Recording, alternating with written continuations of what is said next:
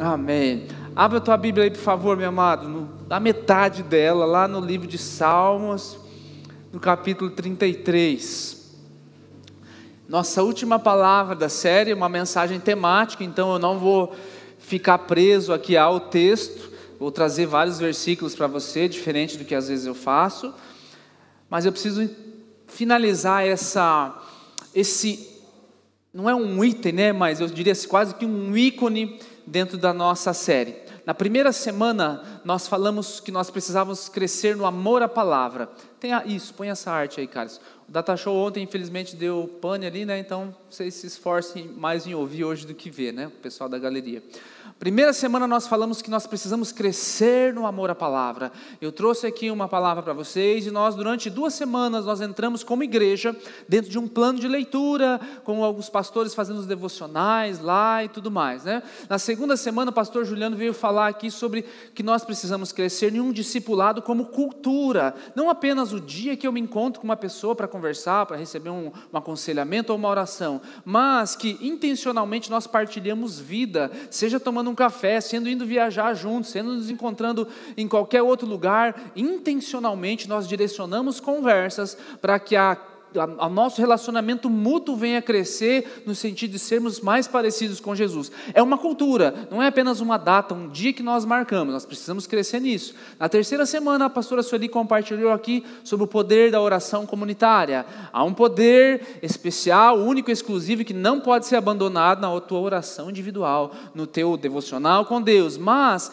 há uma manifestação única e exclusiva do Senhor na coletividade. Todo mundo conhece aqueles textos de 2 Crônicas, né? Quando meu povo que se chama pelo meu nome, se humilhar e orar e me buscar, ele está falando de um povo. Então, nós iniciamos ali naquela semana, todos os dias, às 10 horas da noite aqui, uma iniciativa de estarmos orando coletivamente como igreja, no sentido de te despertar, porque haverão outros momentos ao longo do ano, ao longo dos próximos anos, onde nós vamos fazer uma convocação para a igreja em oração. Então você já sabe como se portar e responder de acordo, assumindo o teu papel dentro dessa igreja, clamando ao Senhor por aquilo que Ele for nos direcionando. Na semana passada, nós falamos sobre evangelismo. Nós queremos crescer em evangelismo local, transformação serve para isso também.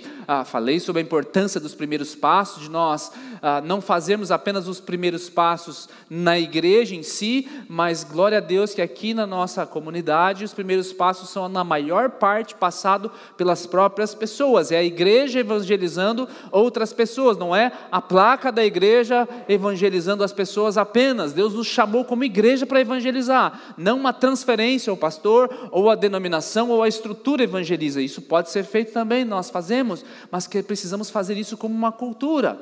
E aí eu trouxe aqui o pastor Luiz e a pastora Sueli para compartilhar alguns testemunhos de evangelismo na vida deles, quando eles ainda não eram pastores, quando essa, vamos dizer assim, não era a profissão deles. Eles compartilharam coisas do dia a dia, como eu, quando eu era adolescente, enxerguei tudo isso, né, aos olhos de uma criança ou um adolescente, enxergando seus pais, compartilhando de Jesus ao longo das situações da vida, no comércio, tendo às vezes que abrir mão de estar com os filhos, algum momento para semear a palavra de Deus. Ou seja, uma cultura, é algo natural que acontece, que você não transfere. E também na ideia que nós queremos crescer no evangelismo global. Creio que tem chegado o tempo de nós começarmos a alcançar nações fora do Brasil. Já temos orado por isso. Vamos iniciar semeando já em mais projetos missionários do que aqueles que nós temos semeado, para que num futuro próximo, eu creio, nossa igreja, a Verdade que Liberta, possa plantar e manter uma obra exclusiva, enviando pessoas daqui para atender outras nações do mundo. Amém? Amém, meu amado? Isso tem que estar dentro de nós, porque se não estiver, nós estamos apenas vivendo uma religião. E hoje, a última parte, se puder pôr o meu tempo lá, cara, a última parte é adoração como uma expressão. Essa é uma das palavras talvez mais confundidas ao longo da Bíblia, né? O que é adoração. Muitas pessoas associam ela à música. Eu quero começar pelo texto de Salmos, que vai realmente tratar sobre isso, e aí nós vamos desmembrar as coisas para que você entenda, para a fim de nós crescermos nesse último ponto. Salmo 33, verso 1 ao 3, diz assim, acho que não está funcionando ali essa TV aqui, que eu preciso dela. Diz assim, ó: cantem de alegria ao Senhor, vocês que são justos, aos que são retos, fica bem louvá-lo. Louvem o Senhor com harpa, ofereçam-lhe música com lira de 10 cordas. Cantem-lhe uma nova canção, toquem com habilidade ao aclamá-lo. Fala sobre instrumentos, fala sobre um cântico novo. É uma ordem, ele não está sugerindo: se você quiser você cante, se você quiser você produza algo novo. Deixa eu começar falando sobre o que é a adoração. A primeira coisa que você precisa saber é que, inevitavelmente, você adora algo. Você foi criado para adorar alguma coisa. Na primazia você foi criado para adorar a Deus. Ele colocou essa necessidade dentro de você de adorar alguma coisa. A prova é que quando o homem se afasta de Deus, e aí vamos olhar para a história do mundo. Olha para a história do mundo, você vai ver culturas, uma completamente distante da outra, e dentro dessa cultura, de repente, essas pessoas começam a adorar alguma coisa. Ninguém falou para elas saíram da presença de Deus, ninguém falou para elas que elas tinham que adorar alguma coisa, mas está lá, os índios lá não sei aonde, eles estão adorando um objeto, a lua, o mar, as estrelas, está lá do outro lado do planeta, numa outra cultura, eles estão adorando o quê? O sol, alguma coisa, um animal, e aí uma outra cultura lá no meio do planeta, na história do mundo você pode pegar, sempre as culturas buscavam adorar alguma coisa. Por quê? Ninguém foi lá evangelizar ela nessa necessidade de adorar alguma coisa, mas naturalmente o ser humano adora alguma coisa. Por quê, querido? Porque dentro dele, ele foi criado com esse propósito. E quando o propósito da adoração, ou melhor, quando o objeto da adoração é desviado ou é removido, que é o caso quando o homem peca e se afasta de Deus, a necessidade continua. E o que é que nós fazemos? Nós transferimos o objeto da minha adoração, que era Deus, para qualquer coisa agora criada. Antigamente, no Velho Testamento, você vai ver muito isso. Eles adoravam ídolos, imagens, deuses. E é estranho, porque quando você começa a adorar alguma coisa que não é o objeto, a adoração ela se desvirtua, ao ponto de, em algumas culturas, ou até algumas religiões, se sacrificar pessoas, se sacrificar crianças na tentativa de agradar esses supostos deuses ou objetos, enfim. A coisa vai sendo deturpada, por quê? Porque o objeto da adoração principal não está ali, não está centrado mais. Então nós vamos nos desvirtuando aos poucos. Na nossa cultura moderna, isso já caiu bastante por terra, né? Já não é assim tão enfático. Você olha alguém adorando uma estátua, ou isso e aquilo, você consegue enxergar de longe, você pode chamar isso até de idolatria. Mas a nossa cultura moderna hoje ela é muito mais perigosa em saber identificar onde está um ídolo do que era naquela época. Porque os ídolos hoje, na maior parte, na cultura ocidental principalmente, eles não são mais de pedra, de estátua, de madeira. Eles se tornaram coisas. E coisas que nós não enxergamos, e coisas boas, meu amado. O ser humano, ele é um especialista em pegar uma coisa boa, algo que foi criado por Deus, algo que foi criado para você usufruir muitas vezes, mas pegar uma coisa boa e transformar isso em um ídolo. O que é um ídolo? Tudo que toma a primazia do teu coração, o primeiro lugar do teu coração, se torna um ídolo. Qualquer coisa, inclusive coisas boas, ou melhor, principalmente coisas boas, podem se tornar um ídolo no nosso coração. Eu estou falando sobre adoração, não perca o fio da meada. Então, vou dar um exemplo bem clássico. Uma banda, quando você era adolescente, ou você conheceu alguém que era fissurado numa banda, e ele falava assim, não, eu não adoro essa banda. Aquilo que a gente adora muda o nosso comportamento. Aquilo que a gente adora, ele muda a nossa maneira de vestir, a nossa maneira de nos relacionar e muda até o ambiente em que a gente vive, em que a gente trabalha. Por exemplo, aquele que é fã de uma banda, o que ele faz? Do que está revestido o quarto dele? Com os pôsteres, com a imagem daquela pessoa que ele gosta tanto, mas ele acha que não é tanto assim. Mas a discografia dele é só aquilo lá. Os posters do quarto dele, ou de onde ele está, é só sobre aquela banda. Agora a roupa que ele começa a vestir, também é ditada por aquilo que ele segue. E agora, veja bem, ele começa a investir outras coisas, que não apenas, isso não tem nada a ver.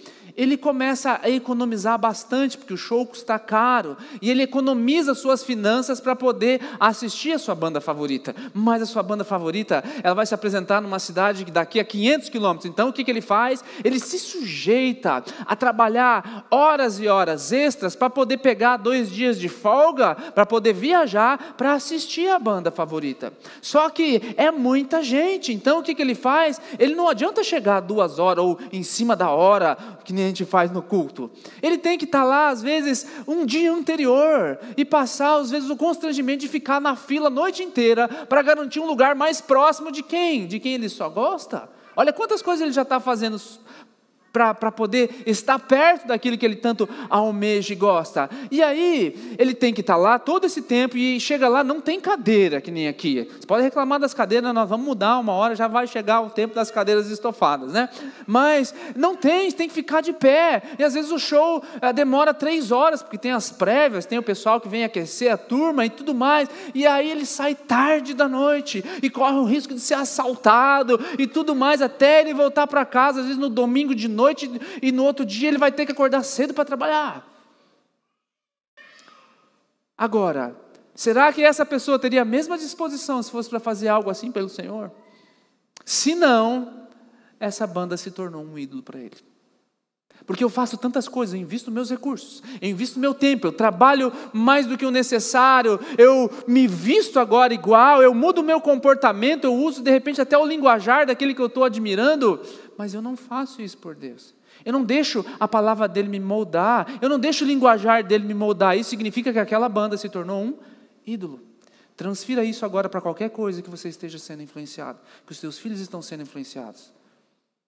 Agora talvez não sejam mais as bandas, mas sejam os youtubers, onde as crianças começam a se vestir igual, e agora eles estão sendo doutrinados lá, para falar igual e principalmente, cuidado pai, para pensar igual. Talvez algum dia você acorde e observe assim, não foi essa educação que eu dei, não, essa foi a do YouTube que você deixou ele ver tantas e tantas vezes. Ele educou o teu filho, ele doutrinou o teu filho a respeito do que é um homem, do que é uma mulher, ele doutrinou o teu filho a respeito de quem é Deus ou quem não é Deus, ou que você não precisa, que tudo na vida é relativo, tudo depende do ponto de vista, não existem verdades absolutas, e uma vez que essa mentira entra, só o Espírito Santo para remover. Daí o teu papel evidentemente vai ser jejum, oração, clamar e de se posicionar como pai, como você não se posicionou talvez. Por quê, querido? O mundo está cheio de ídolos agora. Cheio, só que nós não conseguimos mais ver. Antes era uma estátua, antes era isso, eu conseguia ver. Ainda tem pessoas que fazem isso, mas a maior parte agora está presa em outros ídolos. E o que acontece? Quando nós não damos o nosso objeto da adoração para Deus, inevitavelmente nós damos para alguém. Ou para alguma coisa. Eu dei o exemplo de alguém, mas é alguma coisa. O teu trabalho é uma bênção. Deus colocou sobre a tua vida. Mas se você gasta a maior parte da tua vida simplesmente querendo crescer e acumular coisas e chegar ao detrimento da obra do Senhor, aquilo se tornou um ídolo para você. Minha carreira, mas eu tenho que fazer, eu tenho que trabalhar, como do que? Entende? São coisas boas, são coisas para nós fazermos, mas se tomar o lugar de Deus, se torna um ídolo, e Ele é o único que pode receber essa adoração. Quem é você, portanto, para eu finalizar essa parte? Quem é você? Você é alguém que foi criado para adorar, e o objeto da tua adoração é o Senhor. Uma adoração mal direcionada nunca vai trazer paz. Você pode até estar servindo a Deus, como eu citei esse exemplo, se o ministério se tornou um ídolo para você, não vai trazer paz. Eu vi um amigo meu postou essa semana, ele falou, se você se acha grande demais para fazer algo pequeno, talvez você seja pequeno demais para fazer algo grande. Não, isso aqui não, Deus me chamou para algo maior. Não, para ser capaz, só isso aqui de pessoas, fui chamado para influenciar 1 milhão de pessoas. E às vezes eu estou querendo que o meu nome seja engrandecido, que o meu nome seja marcado na internet, que o meu nome cresça e faça, se torna um ídolo, coisas boas. A adoração na Bíblia, ela é definida em várias palavras. E isso quer dizer alguma coisa. Deixa eu definir aqui para você pelo menos 3. No Velho Testamento você vai encontrar uma palavra, foi escrito em hebraico, chamado shaká. Shaká é uma palavra também usada para adoração, que significa prostrar-se diante de alguém como reverência. com reverência. É mais ou menos diante do faraó, ou diante de alguns reis, você vai encontrar essa palavra lá, traduzida para nós em português como adoração, mas no hebraico ela tem maiores sentidos, significa prostrar-se diante de alguém em reverência. No Novo Testamento, a palavra usada para adoração, o Novo Testamento já foi escrito em grego, é proskuneo, que significa chegar diante de alguém como para beijar as mãos. Você já viu isso nos filmes, às vezes beija o anel aqui, essas coisas, né? Enquanto no Antigo Testamento uma dessas palavras mais usadas era prostrar-se em reverência, é distante. No Novo Testamento a mesma palavra que vai ser traduzida com o mesmo português, que nós só temos uma palavra para isso, né? A adoração é perto. Então você enxerga que muitas vezes a reverência que eles tinham no Velho Testamento era distante. Agora, no Novo Testamento, você precisa chegar perto para poder beijar. Lembra da oração que Jesus nos ensinou? Como é que ela começa? Ok, segura aí, não vou entrar hoje no ponto, não tenho tempo para isso, mas deixa eu só te dar um relance de como isso é fantástico. Os judeus, eles tinham já o Velho Testamento diante deles no tempo de Jesus. E quando chegava na parte que estava escrito assim, Deus, são 4 letras, não tem consoante, eles não pronunciavam. Eles trocavam o Todo-Poderoso, Elohim, Yahvé, algumas coisas que nós depois direcionamos a Deus também, mas eles sequer pronunciavam Deus. Quando eles iam ler, eles trocavam o nome ali de tanta reverência, que Deus também estava recebendo, mas era aquela reverência distante. Agora, quando os discípulos pedem para que Jesus ensine-os a orar, Jesus quebra todos os paradigmas. Aquele que não podia nem ser pronunciado o nome, meu Deus, olha... Agora Jesus fala, quando orares, digam assim, Pai. Nunca antes na história judaica alguém falou isso sobre Deus. Nunca antes alguém falou que você podia ter esse tipo de relacionamento com Ele, ao ponto de chamar Pai Nosso. Você entende? Que é essa adoração agora próxima. Existem várias outras palavras, uma delas aqui também é avodá, que em hebraico significa trabalhar. Então, quando algumas vezes traduzidos para nós como adoração, também literalmente aqui no hebraico significa servir a Deus. Então você pode adorar a Deus servindo, trabalhando para Ele. Eu citei apenas 3, tem bem mais, eu não tenho tempo para explicar mais. Mas isso quer me dizer alguma coisa. Parece que é uma falta de definição, né, sobre adoração, mas não é. Essa multiplicidade de palavras ou de significados a respeito de como adorar a Deus nos quer dizer alguma coisa. Que Deus não quer uma fórmula específica para ser adorado. Deus quer várias expressões, e é isso que nós estamos vendo hoje. Expressões de adoração, a falta de definição, talvez nas Escrituras, diz que Deus não quer ter apenas uma fórmula. A primeira coisa que quebra o paradigma é que agora não preciso mais ir a um lugar para adorar a Deus. Eu sou um santuário. 1 Coríntios, está lá na tela, põe lá. 1 Coríntios capítulo 3, versos 16 e 17, você pode ler, ou o pessoal que está mediando ali na internet pode publicar para eles, por favor. 1 Coríntios 3, versos 16 a 17. Paulo diz assim, vocês não sabem que são um santuário de Deus, e que o Espírito de Deus habita em vocês? Se alguém destruir o santuário de Deus, Deus o destruirá, pois o santuário de Deus, que são vocês, é sagrado. Você lembra da discussão de Jesus com a samaritana? A samaritana fala para ele assim, vocês judeus falam que a gente tem que ir lá para Jerusalém para adorar. Mas nossos pais falam que nós temos que ir aqui no Monte Gerizim, tinha um templo, na época deles foi destruído. E aí Jesus fala para ela assim, você está por fora, você não sabe, vai haver um tempo que nem aqui, nem lá, nem em Jerusalém, nem aqui no Monte de Gerizim. Mas os verdadeiros adoradores adorarão o Pai em Espírito e em verdade. Agora vem Paulo dizer para nós que nós somos o santuário, o templo do Espírito Santo. Ou seja, aquele templo de Jerusalém que eles tinham que ir lá para sacrificar, tinham que ir lá para que um sacerdote orasse por ele, agora está onde? Está aqui. Eu carrego ele comigo.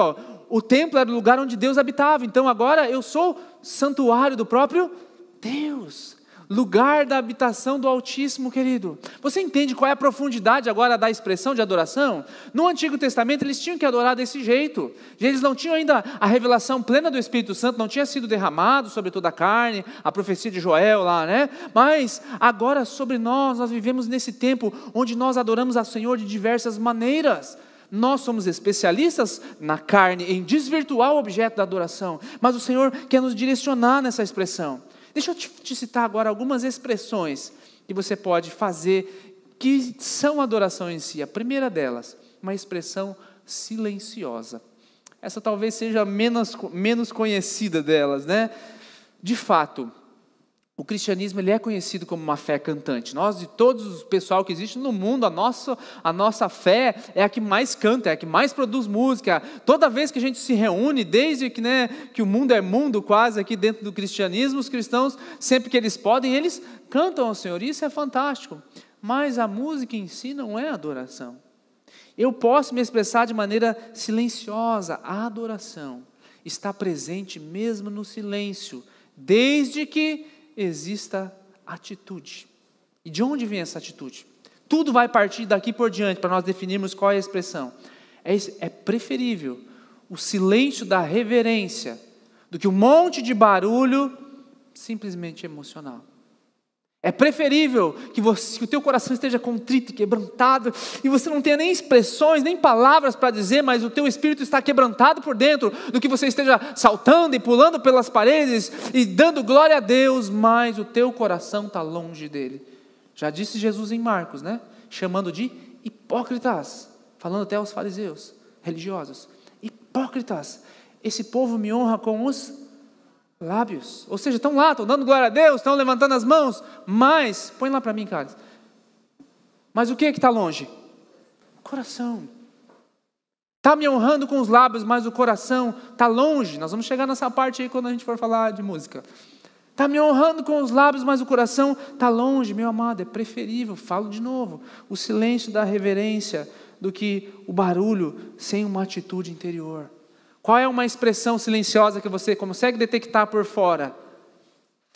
Lágrima. Às vezes você não está falando nada, mas você está ali e as lágrimas fluem. O que a lágrima quer dizer? Está acontecendo alguma coisa ali dentro. Uma outra expressão silenciosa que nós fazemos, às vezes quando você está orando ali, de repente você se ajoelha, porque você não sabe mais o que dizer, você não sabe o que fazer. É uma expressão silenciosa. Se ajoelhar é adoração? Desde que exista atitude interior. Chorar é de Deus? Desde que exista atitude interior. Ficar aqui, agora pastor, que benção que o senhor falou, que eu sou daqueles que gostam de ficar quietinho, não gosto de fazer nada, então agora eu estou com licença para nunca mais me expressar de nenhuma maneira. Você tem essa licença se houver atitude interior. Se você está limitado pela vergonha, o teu orgulho se tornou o teu ídolo e não Deus mais. Se você não levanta as suas mãos, se você não bate palmas, se você não canta, se você não ora, se você não se expressa por causa da vergonha ou por causa do que os outros vão falar de você ou podem pensar de você, o que eles vão pensar de você se tornou um ídolo. Mais importante do que o que Deus vai pensar de você. É mais importante que eu seja tido como uma pessoa, ninguém me incomoda, do que eu me expresse diante do meu Senhor. Se isso é mais importante, isso se tornou um ídolo. Você percebe isso, amém? Número 2, esse aqui também é conhecido, Salmo 47:1, diz assim, batam palmas todos os povos, aclamem a Deus com cantos de alegria. Vamos bater palma?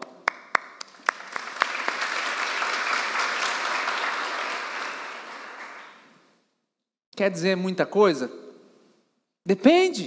De repente eu terminei de cantar, terminamos de tocar, você bateu palma, pode ser um clichê. Pode ser que alguém começou lá com essa intenção do salmo, batam palma todos os povos, é isso aí, Senhor. E aí, 2, 3 também entenderam, mas o resto, vamos na onda do negócio aí.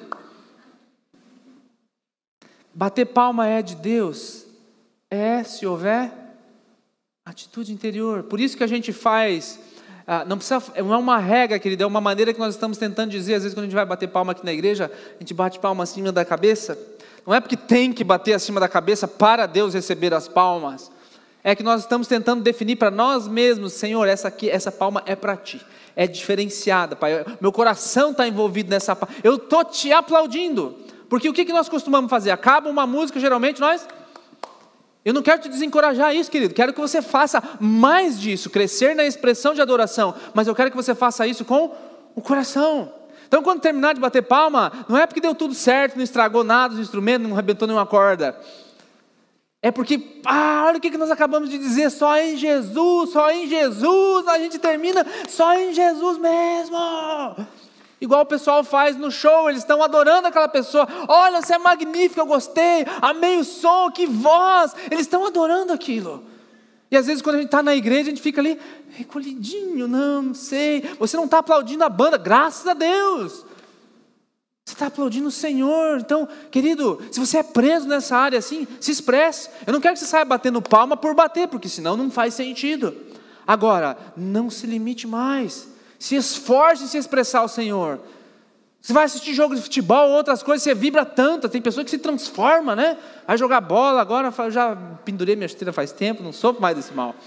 Mas se transforma, e para lá ele pode, ele não tem vergonha, mas aqui para o Senhor parece que limita as coisas. Uma terceira expressão que a gente vê muito também, levantar as mãos. Tem um texto de Lamentações de Jeremias, capítulo 3, verso 41, ó, que interessante. Levantemos o coração e as mãos para Deus que está no céu. O que vem primeiro? Entende? Quando a gente levanta, deixa eu ver se dá para levantar, dá ainda, né? Não estou com a barriga. Você levanta as mãos, automaticamente as pessoas de fora pensam, esse cara está adorando, ele está buscando a Deus. Depende. Se tem atitude interior, poxa, é claro.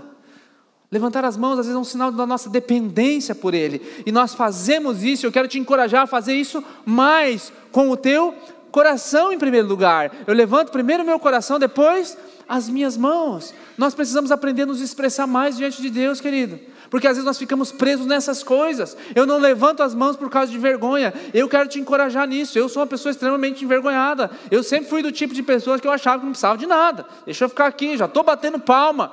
Preciso ir para Deus o livre, às vezes na igreja antigamente pedia para a gente dançar, tinha umas pessoas que faziam coreografia, uns negócios diferentes, eu era o máximo alemão, isso aqui, ó, já estou fazendo bastante.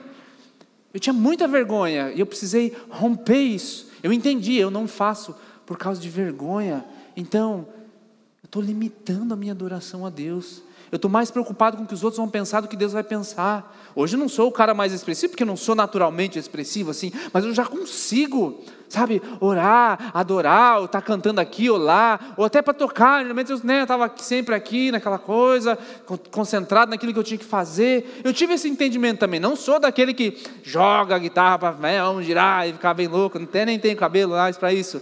Mas se o meu coração de repente quisesse expressar de fato isso, e não se tornasse um clichê, não fosse uma tentativa de eu me aparecer, Deus ia receber. Então, eu ainda estou crescendo nessa assim, eu quero me expressar mais. Essas notas aqui não conseguem expressar aquilo que eu estou sentindo. O que eu posso expressar? Você levanta a cabeça, você levanta as mãos, você busca algo primeiro do interior. Agora, o que é mais importante? Paulo nos dá muitas instruções. Você adora melhor no público se você conseguiu adorar bem no particular. Acho que eu coloquei uma frase parecida com isso, não foi? Caras, procura ali. Você adora melhor no público quando você primeiro adorou. Olha, tá lá. Você adora melhor em público quando primeiramente adorou no particular. Porque daí quando eu estou em público é apenas uma reprodução daquilo que eu já faço. Quando eu me sinto desconfortável em fazer essas coisas em público, certeza que eu não faço isso em casa onde ninguém está me vendo. Você entende? Se você começa a ter essa prática na tua casa de se expressar melhor em adoração ao Senhor, com palma, com levantando as tuas mãos, ou na expressão até silenciosa, você vai saber se portar melhor em público. Em público o que é que manda? O interesse coletivo. Evidentemente você não vai sair rodeando aqui, pulando pelas paredes, porque aí o pessoal vai tirar a atenção de Deus e vai ficar olhando para você. E não é essa a ideia, Em público o que vale é a adoração coletiva. Mas precisa ser algo expresso. Então expresse algo. De repente você até encoraja o irmãozinho ali que está, poxa, não, Deus está falando com ele, não, eu também quero, Senhor. Daí de repente ele começa a se entregar. Às vezes a gente põe a mão no nosso coração porque, Senhor, olha aqui. É uma expressão, uma tentativa. O coração é que define se a adoração vai ser fingida ou pretensiosa. Vamos repetir isso? Diga assim, o coração define se a minha adoração será fingida ou não. E o último das expressões, tem bem mais, mas é o tempo que eu tenho hoje. Expressões musicais. Eu coloquei 2 salmos aqui. Põe lá, caras. Salmo 100, Salmo 40. Você vai achar um monte, mas eu coloquei só 2.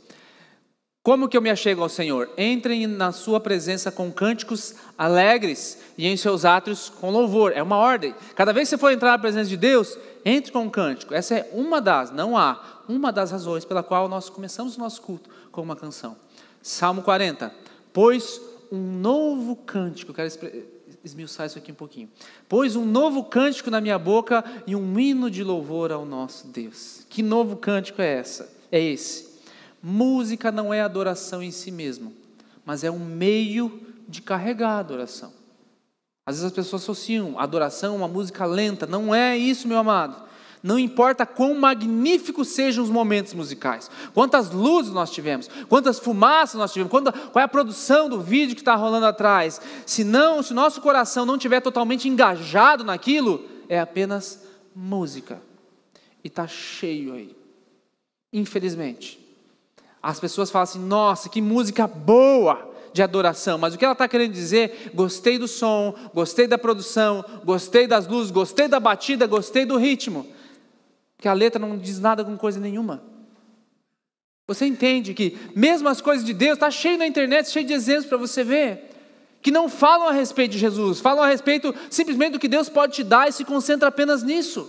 Isso não é adoração, isso é um encorajamento pessoal, não tem nada de mal. Lembra do que eu falei da nossa especialidade? Pegar coisas boas e se tornar ídolos. E aí nós vemos em muitos lugares, em muitas igrejas, às vezes até na tua casa, o que toca é só isso. Coisas que falam a respeito de você e do que Deus pode dar para você. Isso não é adoração, isso é o reforço das promessas de Deus sobre a tua vida. Adoração é o que eu entrego a Ele. Então as músicas de adoração são aquelas que falam sobre o poder dEle, sobre a glória dEle, sobre a santidade dEle, sobre o que Ele fez por nós. A maior parte das músicas que nós cantamos aqui na igreja é sobre esse assunto. Nós falamos algumas coisas que tem a ver conosco dentro da nossa canção, falamos, mas ela não é a maior parte do nosso repertório. Porque se nós queremos chamar isso aqui de um culto de adoração, sobre quem tem que falar as canções? Sobre Ele. Então você entende que tem tudo a ver com Ele? Você entende que só em Jesus eu encontrei a vida, a esperança, a minha luz, canção, um lugar seguro, nele achei a rocha que não me abalará. E aí nós cantamos só em Jesus, só em Jesus. Se você apenas lê o que está escrito ali e não quer dizer o que aquilo está escrito ali, não é adoração, querido. Você pode cantar quantas horas você quiser. É como se você estivesse num karaokê, só lendo o que está escrito lá. Você não está prestando essa adoração. Olha a boa notícia, não importa se você é afinado ou não. Não importa se você tem uma voz de taquara rachada. Deus não está ouvindo de fato. Ele está enxergando o que está saindo desse coração. Porque perfeição por perfeição, Ele tem os anjos diante dEle. Às vezes a gente acha, nossa, hoje foi top, a música foi top, olha as luzes que botaram, olha o telão, daqui a um tempo nós vamos ter um telão e tal. Ai, que coisa ótima, olha, Senhor, o que nós estamos fazendo por Ti. Não, você não está fazendo isso por Deus. Isso é para nós. Isso é para facilitar a nossa adoração. Diminui um pouquinho a luz para o pessoal ficar menos constrangido. Isso não é para Deus, isso é para mim. Quando eu concentro nisso, a adoração, eu perdi o foco.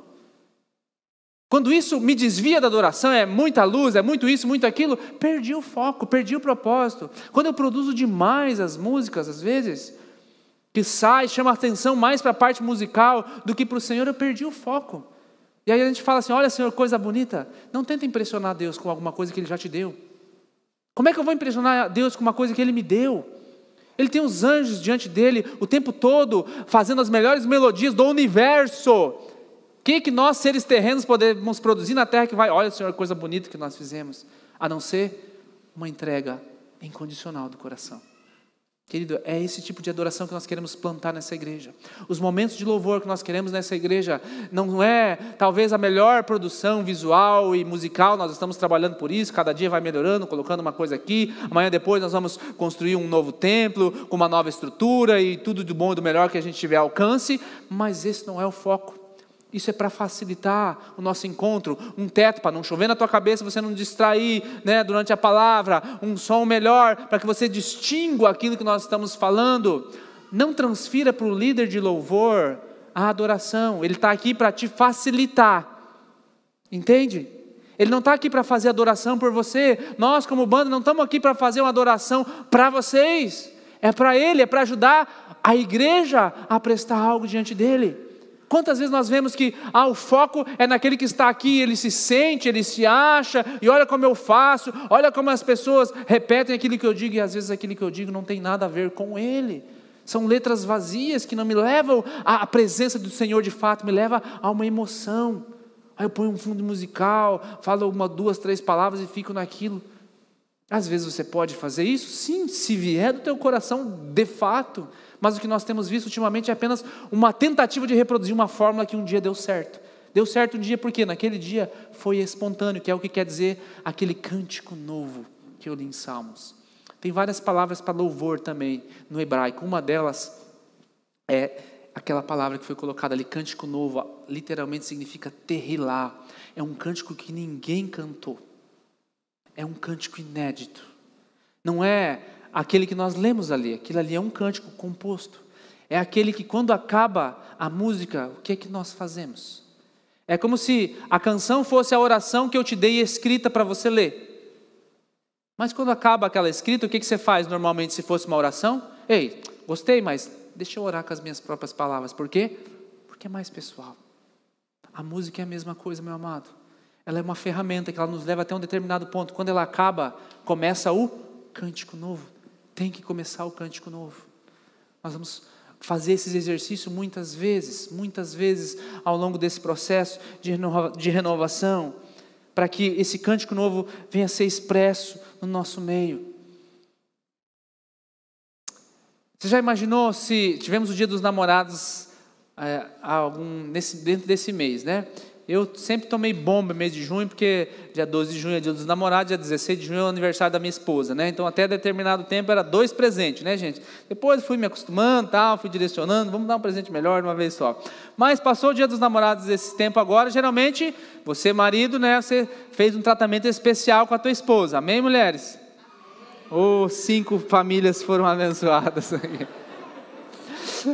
Enfim, deveria ter feito, né? Até um momentinho com ela, para pelo menos o quê? Pelo menos dizer algumas palavras que declare o seu amor por ela, a sua devoção. Mas vamos imaginar que você não fez esse ano porque você planejou algo muito top para o ano que vem, tá? E daí chega lá nesse encontro do ano que vem, você separou um lugar, não precisa ser dos mais caros, mas você separou um lugar bacana, luz de velas e tal, e chegou num momento específico, você pega nas mãos dela, olha nos olhos dela, olha que lugar fantástico, mas esse lugar não se compara à sua beleza, isso aqui, tá vendo a luz desses lustres, assim, a tua beleza ofusca toda essa luz que está diante de nós, está vendo essa decoração, isso não se compara aos ornamentos que você usa. Ele começa de repente a usar umas palavras que ele nunca usou na vida. Nossa, acho que ele decorou um poema, ele leu um livro de Romeu e Julieta, não sei. De repente você começa a achar estranho. Você estava gostando, você estava amando, porque não, olha o que ele estava expressando. Aí eu sou isso mesmo, fala mais. E aí de repente você percebe que ele estava com um ponto no ouvido. E tinha um cidadão lá 2 mesas distante falando para ele tudo o que ele tinha que dizer para você. O que aconteceu? Você, mulher, furou meu balão. Por quê? Mas ele te disse as palavras. Ele falou o que era certo para falar. Mas o que aconteceu? Não era ele que estava dizendo de fato. Meu amado, com a nossa adoração a Deus significa a mesma coisa. Às vezes nós queremos repetir o que os outros fizeram. Às vezes nós queremos recriar o ambiente, a mesma música, a mesma atmosfera, as mesmas palavras que eu vi lá, o irmão assistiu, o pastor, isso, aquilo, aquele dia. E por que é que as coisas não acontecem? É falsa, é forçada, porque não é de coração. Nós queremos que os nossos momentos de louvor aqui, independente da seleção das músicas que os ministros fizeram, quando você chegar aqui, você já esteja pronto para entregar esse cântico novo diante do Senhor. Se eu não conhecer a música, melhor ainda, que até, Senhor, o cântico novo vai agora mesmo. Aí você já sai. Se você conhece, também é bom, porque daí você se junta naquela atmosfera para declarar, só em Jesus, e no final a gente aplaude com intenção, a gente levanta as mãos, a gente pula, ou enquanto uns pulam ali, outros ficam ali quietinhos, mas estão ali devotos, entregues. Você entende que nós estamos crescendo, não importa se vai ter barulho ou se vai ter um silêncio absoluto, mas a devoção, nós somos um povo aqui um pouquinho mais quietinho, né? Mas Depende do povo. Você não vai definir que uma igreja é fervorosa ou não, porque o pessoal está gritando ou não. Você não consegue definir, quem define é só o Senhor. Você sabe se há uma adoração silenciosa ou se há uma adoração extravagante. Pode ter as duas, desde que haja o meu coração envolvido. Entende? Se coloque de pé, por favor. Quero encerrar com um texto e uma frase. Depois de tudo isso que eu falei para você, Deus criou o universo de uma maneira diversificada. Você entende que você pode adorar Ele de diversas maneiras.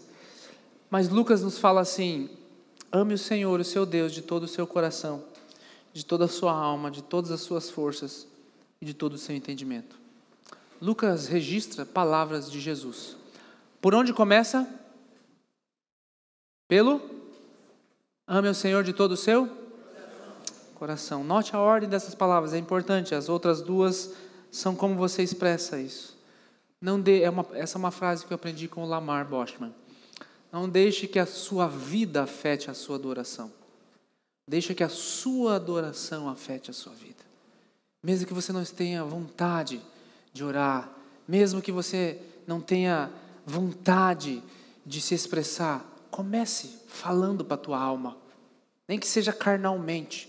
Tem uma canção que a gente canta assim: canta minha alma, que amor tão grande. Essa música falou muito comigo em 2019, eu não tinha muita vontade de cantar, mas eu começava cantando, canta minha alma, eu falava com a minha alma, até que de repente a minha alma, canta minha alma está cantando agora, Senhor. Para isso que a música serve, uma ferramenta. Eu queria fazer um exercício, nós vamos fazer a ministração hoje de uma maneira diferente. Queria fazer um exercício contigo. A segunda música mais cantada e tocada na história do cristianismo. A primeira delas é Amazing Grace, que é Sublime Graça. A segunda é Quão Grande És Tu. Quantos conhecem essa música? Se não conhece, você vai conhecer hoje. Procura lá ver se tem lá, caras. Ela foi escrita em 1800 e alguma coisa. Tem como botar meu iPad ali? Pode ser no outro lá? Pode ser. Ela foi escrita em 1800 e alguma coisa. E era um suíço. Ele estava indo para a igreja um certo dia. E tiveram um culto lá. E de repente caiu uma tempestade naquele dia. Na volta para casa, e dali um pouco abriu aquele solão, e ele morava perto de um lago, ele ora aquele lago, e os pássaros estão cantando naquele lugar, mas ao mesmo tempo ele ora lá distante, estava acontecendo um funeral, e ele olha todas essas situações, e ele escreve então essa canção com grande estudo, mais numa forma de poema. Alguns anos mais tarde, um missionário chamado Stuart Hine, ele meio que fragmenta aquela história, e escreve essa canção da maneira com que nós conhecemos hoje. Já diziam alguns pregadores que o som mais belo da congregação não são os instrumentos tocando, é o som da congregação cantando. Então eu quero fazer esse exercício contigo em cima dessa canção. Deixa eu pegar só um.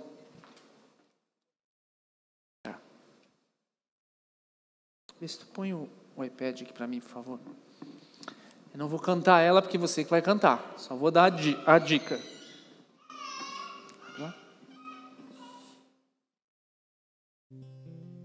Senhor meu Deus, quando eu maravilhado fico a pensar nas obras de tuas mãos. É o que o rapaz viu. O céu azul de estrelas pontilhado, o seu poder mostrando a criação. Aí vem o coro. Então minha alma canta-te, Senhor. Quão grande és tu, quão grande és tu. Então minha alma canta-te, Senhor. Quão grande és tu, quão grande és tu. Eu entendi, eu vi a paisagem, eu olhei, eu enxerguei algumas coisas, eu consegui produzir isso. Mas nós vamos botar o nosso coração naquilo que nós estamos cantando. E ele olhou por todas aquelas coisas, aquela paisagem, ele escreve a segunda coisa: quando a vagar nas matas e florestas, ele viu o passaredo alegre o seu a cantar, cruzando os montes, vales e florestas, o teu poder mostrando. Agora coloca o teu coração nessas palavras, coloca um pouco mais. Então minha alma canta a ti, Senhor. Lembra das expressões? Vê se você consegue erguer as tuas mãos numa expressão. Senhor, tu és grande, Pai. Então minha alma canta a ti, Senhor. Quão grande és tu, quão grande és tu. Aí eu vejo o funeral acontecendo e eu olhando para todas essas coisas.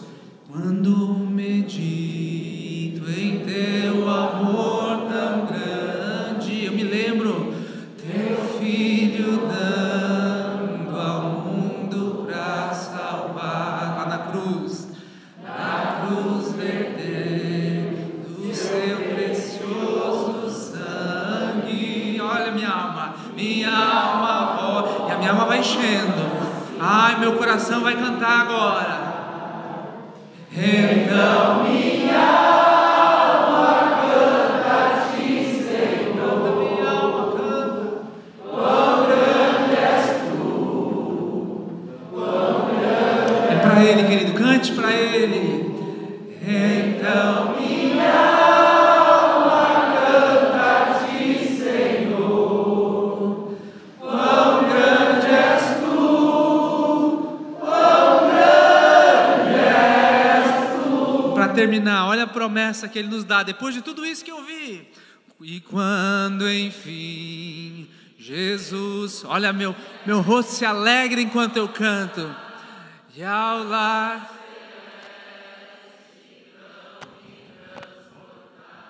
te adorarei, Senhor, eu adorarei, prostrado e para sempre. Quão grande és tu, meu Deus, em ti cantar. Então minha